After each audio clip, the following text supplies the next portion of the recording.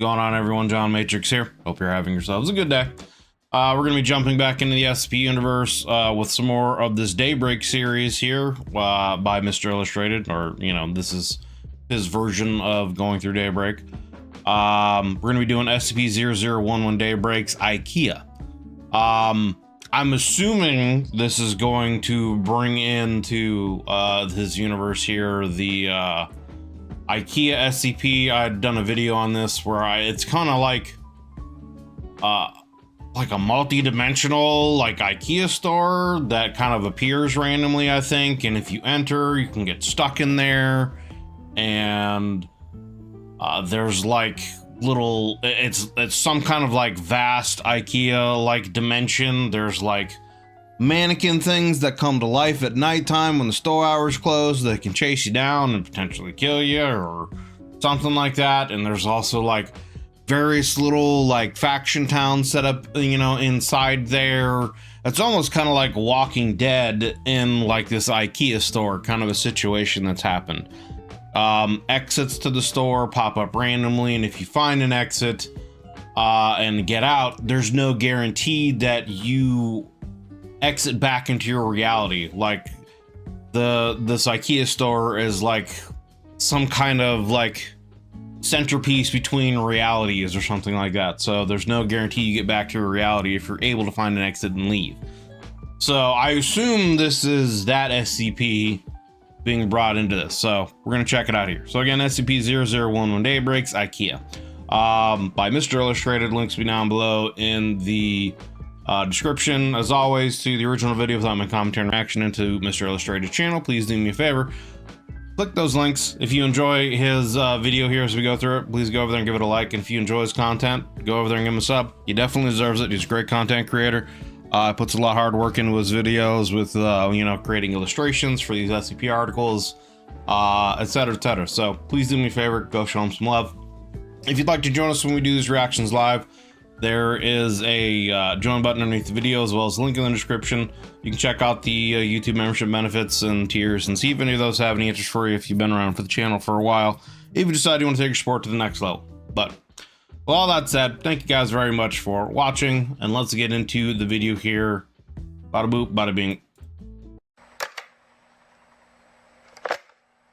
Please stand by.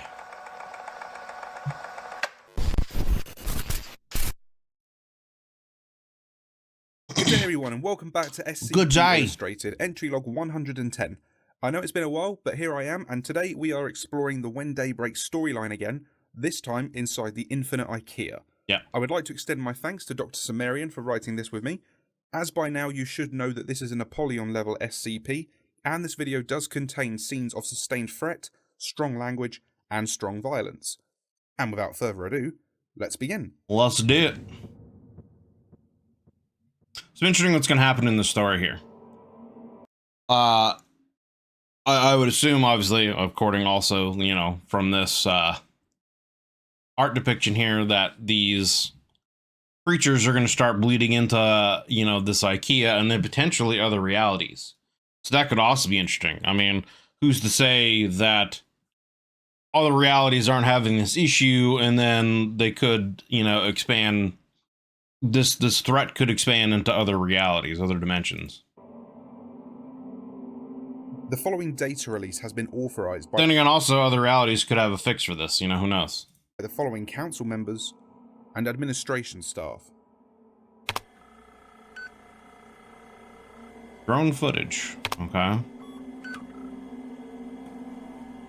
This update drone footage of 67 rate corroborates what was in the recovered file.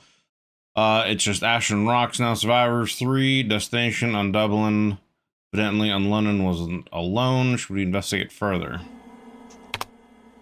For now, no. We are stretched thin enough as it is. They're on their own. Okay. I'm just going to keep ears to the ground just in case. That meant to be a joke? I'm just saying, happy coincidence. What if Site 19? Service levels became untenable, and the Alpha warheads were detonated. Survivors confirmed beneath the blast shield radiation containment is too high, still too high to attempt a rescue. Okay, interesting. Any word yet from Bright? And yet, communication is still out at his site. His experiment is on schedule. Other communication, affirmative. Anything else? One minor addition. It concerns 3008. Hardly a pressing concern. All things considered, love to less send it. So interesting. So I would assuming he's talking about Dr. Bright, which I've gotten into a little bit yet. I haven't really gotten like formally into Dr. Bright. I guess that's something I should probably check out before we get too further into this then. But it also is the experiment still on schedule. So I'm assuming they're doing some kind of experimentation to find a solution to the problem that's going on currently. But it could also imply that somehow what's going on with the sun and everything is part of an experiment. And they're like, is everything going according to plan?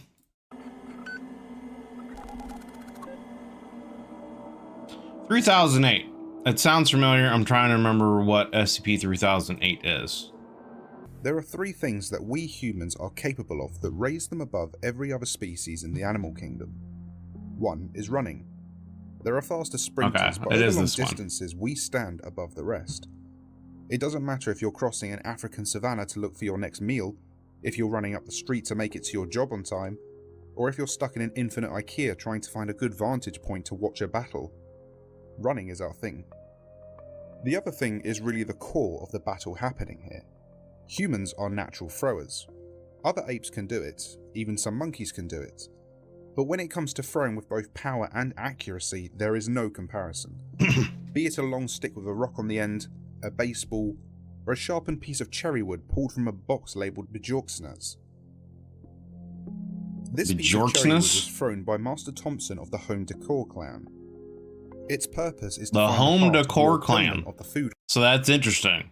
They've broken up into clans. You know, we're getting into Highlander. You know, Connor McLeod of the Clan McLeod. Now we're getting into Master Thompson of the Home Decor Cloud. Food court. Pillman has already thrown a spear as well. This one is stained oak. They pass each other in flight and both find their mark. The last warriors standing in this bloody battle fall at the same time. Master Thompson clutches the spear that's lodged itself just below his heart. He's already drowning in blood as his lungs fill with it. Pillman lost consciousness when the other spear passed through his neck, the loss of blood pressure being just a bit too much. Yeah. And the man perched high above the battle, Jamal of the Customer Service Kingdom, took notes in his journal. Customer Service Kingdom. He was a neutral observer. His job was to report back what had happened here. The winner between the Home Decor and the Food Court clan would gain access to the newly discovered and fully functional bathrooms 2 hours over. That's a big one. Jamal stood up to survey the scene. There were no winners here. Everyone lay dead or dying. But then something happened. Something that had never happened before. The intercom system, long thought a vestigial relic of a bygone age, crackled to life. Cleanup on aisle 34A-029B. Jamal's eyes went wide. That wasn't anywhere near here. Interesting. So I would assume then that it's a situation where whatever entity, there potentially could be some kind of entity running this IKEA that no one knows about yet. An overseer of some sort, whatever. And this cleanup on whatever aisle he's talking about is where these blob creatures are coming in. It was right next to the customer service desk. You'll recall I mentioned that there were three things humans are capable of that raise us above every other species. We run, we throw, and we're storytellers. Regardless of what happened next, Jamal had a story to tell. Okay. I do like the whole kind of setup. Like I said, from what I remember of the story, it was very much kind of like a Walking Dead situation that happens in this IKEA, where these different factions have been put up, and they kind of potentially have alliances and trade or war with each other over various resources in IKEA, etc., etc. So I like how they've actually like fleshed out, you know, the Home Decor clan and all that kind of stuff, the Kingdom of Customer Service, etc. I like that. It's a cool little touch. The Customer Service Kingdom was the most powerful group in this area. They had gained that power by being neutral and avoiding conflict. Everyone else thought the best way to get big was to fight each other, claim territory. Yeah, and the more you fight, though, the more you potentially lose soldiers, and then that weakens you more for other third parties to come in. Be bastards. Really, it was about remaining at peace long enough to grow. Several dozen men and women now called the customer service desk home, more than enough to be any opposing force. Opposing factions would come here to pay tribute to the king. They'd ask to see the manager, and those manning the desk would go into the back They'd and ask to ask. see the manager. He never came out. That's the legend hilarious. was that he waited for one who was worthy to join him on the golden couch that he called his throne. No one outside of the kingdom had ever seen him in person. Interesting. Of course, the truth was there was no king. The customer service kingdom was little more than a gang, and everyone was more or less equal. That's an interesting idea. Prop up this being that doesn't exist as the king, you know, allow its legend to grow, kind of a thing. Keep it mysterious, you know, almost kind of like the God Emperor, you know, he sits on his golden couch, etc. That's interesting. Kind of an interesting idea. When someone asked to see the manager, they'd just go in the back, have a drink and a snack in the fully functional employee break room, and then come out and say how sorry they were that the Sofa King wasn't seeing anyone today. The inside of the break room was a wonder to behold. Snack machines that never ran out, a microwave, a sink for fresh water, employee bathrooms that never That clogged, would be a big commodity, machine, yeah. and an having emergency endless fire food and exit all that that. wouldn't open. More importantly, it had a door that locked. They could sleep in relative peace every night. Yeah, that's It huge. was a paradise for them. That was huge.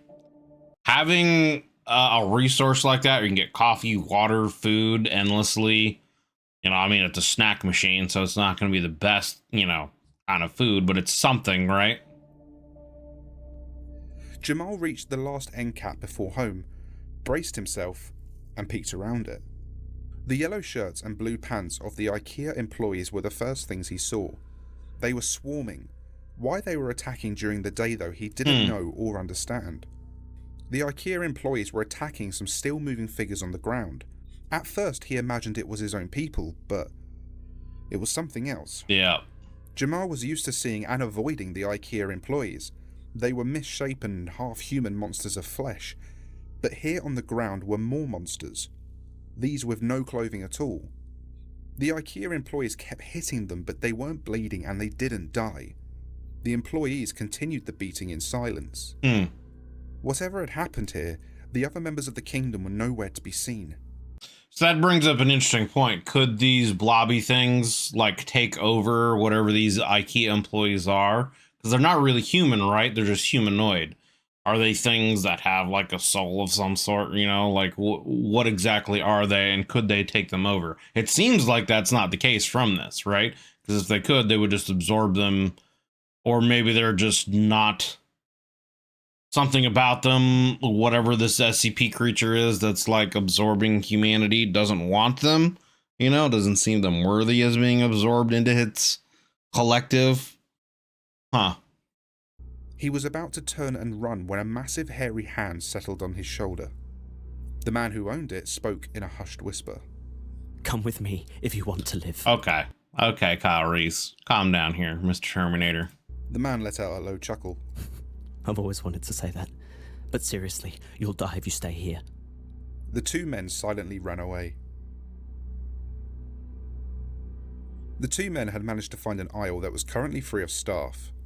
The creatures were still milling about somewhere nearby, shuffling across the floor in squeaky, poorly shaped shoes. But for the moment, they were alone. Sonny, the hairy-handed man, stopped and crouched down. What the fuck happened? Very good question. It all started with the door. We were all waiting for you to get back. Most of us were inside the break room, relaxing, eating, or resting. Starla noticed it first. We have no idea how long it was like that, but the emergency exit had swung open. The wind was... God. So... before we go any further, just speculation. I mean, I guess it could be that where this door opened to was into this reality that, you know, the sun has gone bad, whatever you want to say, that's causing these, you know, blob creatures, whatever. I don't know what to call them, you know. I just call them blob creatures because that's what they essentially sound like to turn into. They sound like you turn into some kind of red blob mass or whatever that can still take humanoid shape, but that can merge into each other. So it could be that it's connected into right now, this door just opened into, you know, where what's going on, or maybe whatever's going on with the sun is multi-dimensional, you know, it's happening in all realities. That would be interesting. So no matter where you go, if you go outside into the sun, this happens. So, So they were sitting in their back room area, you know, the break room, and the emergency exit, which I believe they had said earlier had always been locked, had been opened. They felt the wind, and so they went outside into the sun, and some of them, you know, mutated.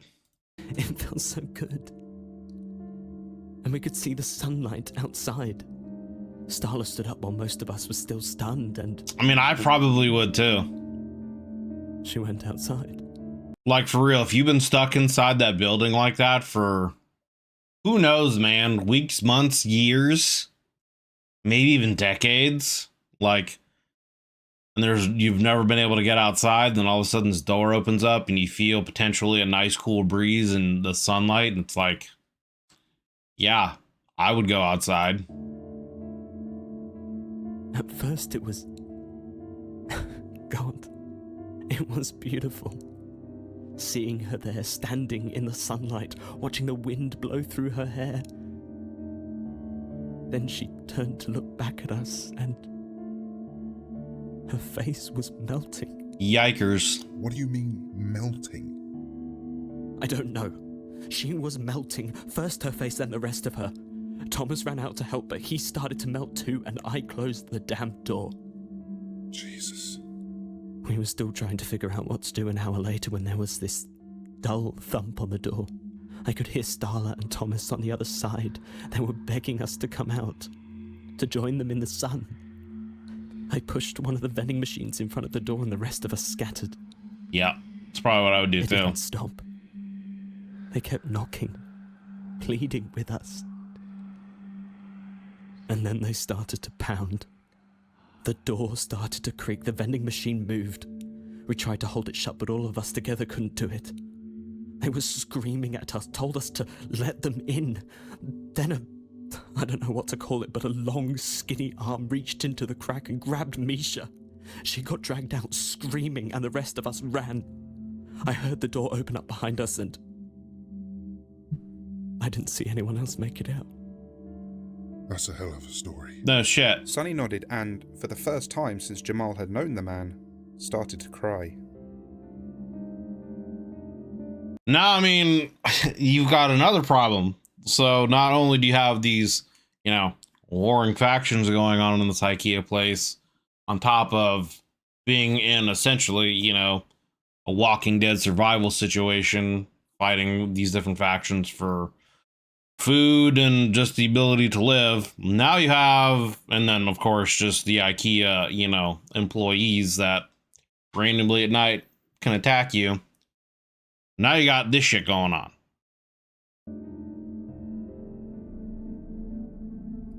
The two did their best to find a place out of reach of the monsters in IKEA uniforms that roamed the store and tried to remain as quiet as possible. Their current location was atop several boxes of painted black desks. Jamal hazarded that most of what was inside wouldn't have been very useful as weapons, but then he noticed several metal poles as part of the design. The two of them opened a box and extracted the pieces. While they waited, Sonny spears, took a eh? moment to attach handles to the drawer fronts, which were just large enough to act as a shield of sorts. Jamal took the metal poles from the design and began to sharpen them into spears. They were a bit shorter than he was used to, but they'd still work if he needed to beat someone to death. I mean, yeah, it's better The than two men nothing. were just finishing their work when they looked down at the aisle beneath them. The employees were stood there, just staring That's up at them fucking with creepy, blank, dude. featureless faces. The two men were about to run again when the next aisle crashed to the ground. A wave of other monsters came down and screeched.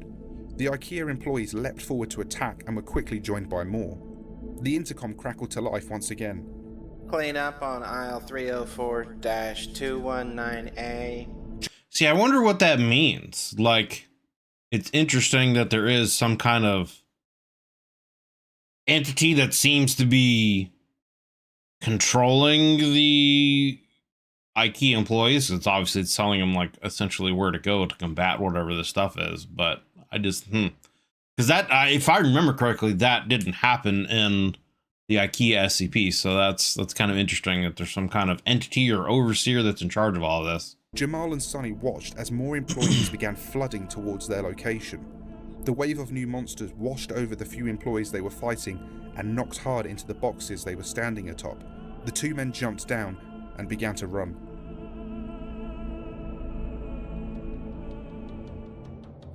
At first it went well. Then the two men ran into another battle between the melted monsters and the employees. I feel like with that art right there, you're done, right? But the melted monsters were reaching out with rippling flesh tendrils. The two of them defended themselves with the makeshift weapons at their sides. The creature that reached for Jamal was about a foot taller than him and covered in bleeding red marks. It had already seen some fighting, it seemed. A long tendril reached out with alarming speed and Jamal deflected it off the draw shield they'd made. The creature screeched to him in an echoing voice and continued the onslaught. A heavy whack caught him in the shoulder and he went flying into a displayed dining set that turned to splinters beneath him. Like, I wonder if you could even kill them, right? Like, they've said that, like, cryo weapons are the only thing that really seem to do anything with it, but, like, could they even, like, really defend themselves and kill any of these entities at all? Do they have some kind of weakness? I mean, we don't know yet. And he went flying into a displayed dining set that turned to splinters beneath him. Jamal scrambled to get up just as the creature was upon him. Tendrils fired out from its abdomen that shot towards Jamal. He slashed at one with the point of his spear and then spun in place, stabbing the thing where he figured its head would be.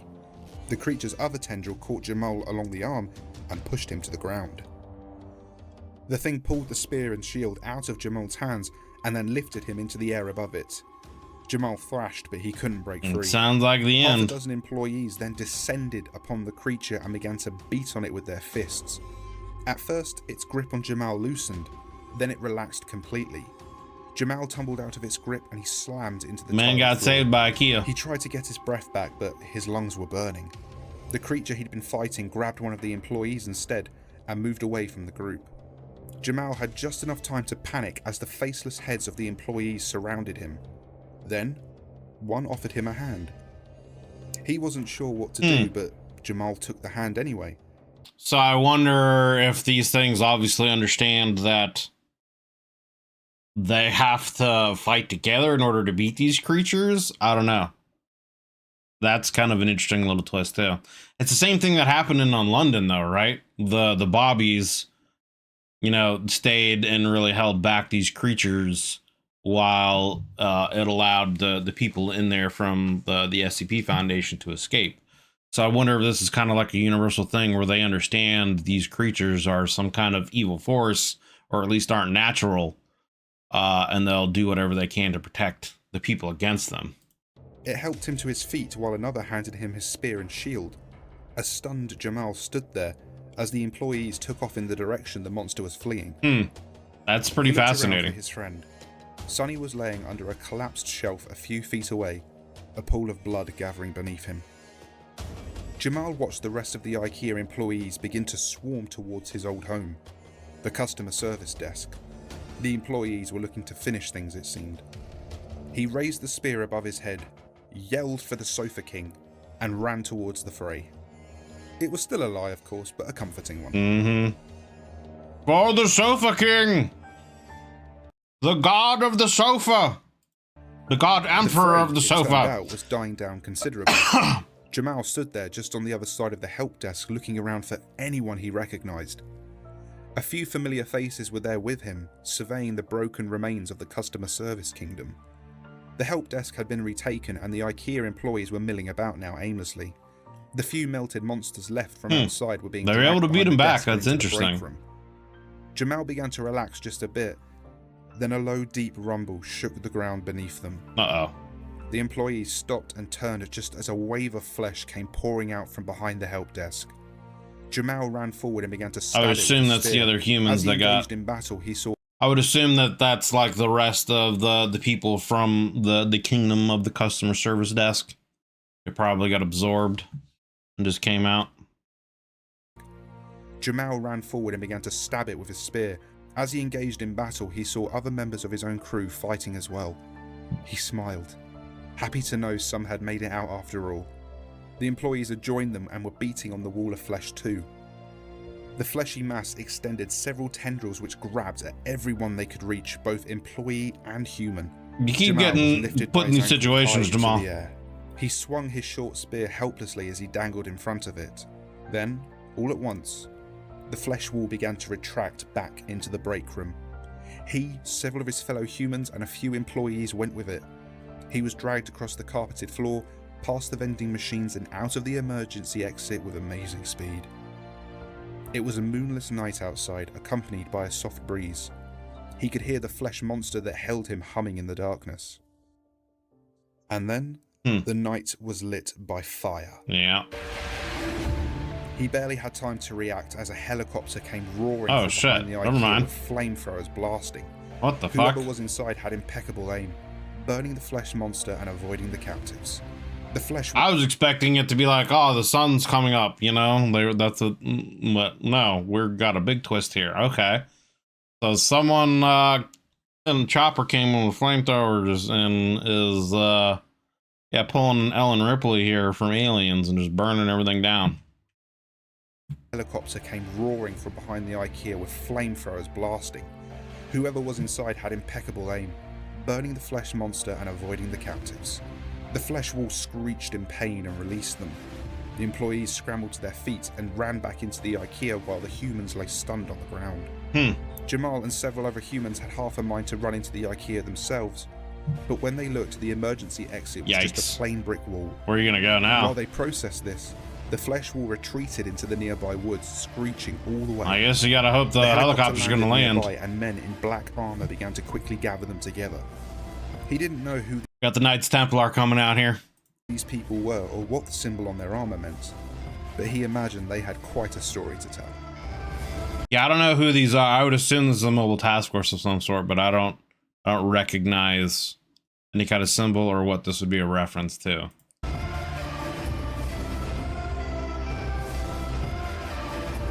All right, that was dope. That was dope.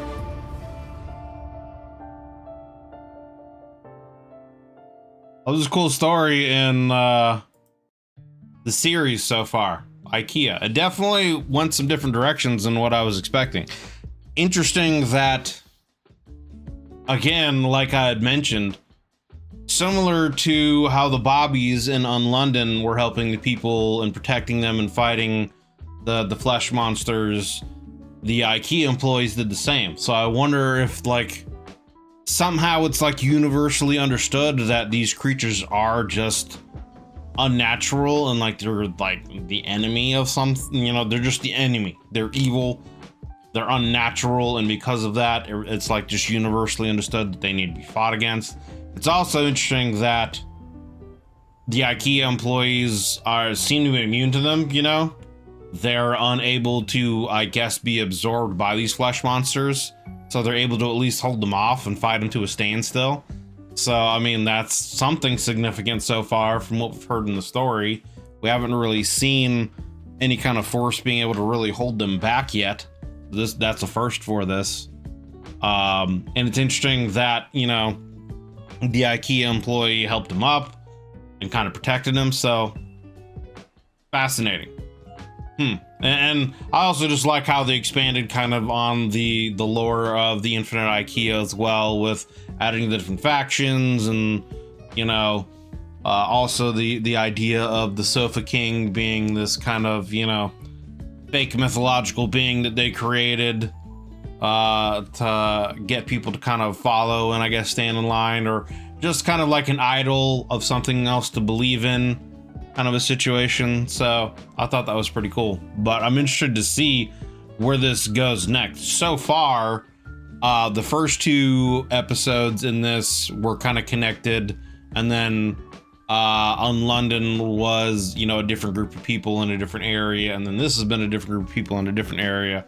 So I'm curious to see where this goes. You know, I don't know who was in the helicopter. They'd mentioned Dr. Bright earlier in, you know, this the beginning of the story and the reading of the text. So I don't know if he's got something to do with this, but I assume it's some kind of mobile task force from the SCP that came out and burned them down and was looking to save these people potentially. So I'm curious to see who those were and where the story would be going next. So, but I like that one. I like that one. That was a good episode. So that was SCP-001 Daybreaks IKEA by Mr. Illustrated. Links will be down below in the description as always to Mr. Illustrated's channel and to the original video here without my commentary and reaction. Please do me a favor. If you enjoyed this video of his, do me a favor, go over there, give it a, you know, click the link, give it a like. And if you're not already subbed to Mr. Illustrated, please go over there and give him a sub. Definitely deserves love. Makes a lot of great content, and he deserves the support. If you'd like to join us when we do these reactions live, there is a join button underneath the video. We'd love to have you guys come in, you know, add your 2 cents to any kind of discussions that we have, etc., etc. So yeah, just check out. There's a join button underneath the video, as well as a link in the description to the YouTube membership benefits and tiers that I offer. So take a look at those. If you've been around the channel for a while and you decide you want to take your support to the next level, see if any of that would have any kind of interest for you. But regardless of all that, thank you guys very much for watching. Really appreciate it. Hope you enjoyed the video. If you did, consider leaving a like and a sub, as it helps me and the channel grow. And yeah, thank you guys very much. Hope you're having yourselves a great day. We'll see you on the next one.